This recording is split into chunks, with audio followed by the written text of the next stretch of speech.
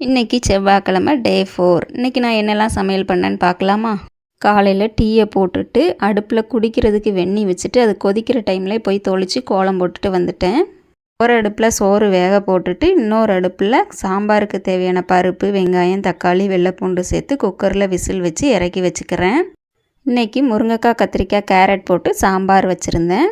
பருப்பு வேக வச்ச அதே குக்கர்லையே பீட்ரூட் பொரியலுக்கு கடலைப்பருப்பு ஒரு 5 விசில் வேக வச்சு எடுத்துக்கிட்டு நறுக்கி வச்சுருந்த பீட்ரூட்டையும் உள்ளே சேர்த்து ஒரே விசில் வச்சு இறக்கி வச்சுக்கிட்டேன்.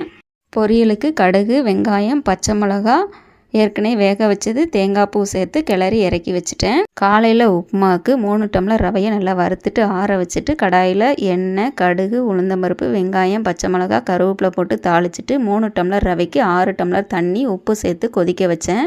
கொதித்ததுக்கப்புறமா வறுத்து வச்ச ரவை, தேங்காய் பூவை உள்ளே சேர்த்து கிளறி இறக்கிட்டேன். ஸ்நாக்ஸுக்கு செவ்வாழை பழம் தான் கட் பண்ணி வச்சுருந்தேன். என் பையன் கட் பண்ணாமல் அப்படியே வச்சிருமா அப்படின்னு சொல்லிட்டு அதனால் அப்படியே வச்சுட்டேன். வீடியோ பிடிச்சிருந்துன்னா வீடியோக்கு ஒரு லைக் பண்ணி சப்ஸ்கிரைப் பண்ணிவிட்டு பாருங்கள்.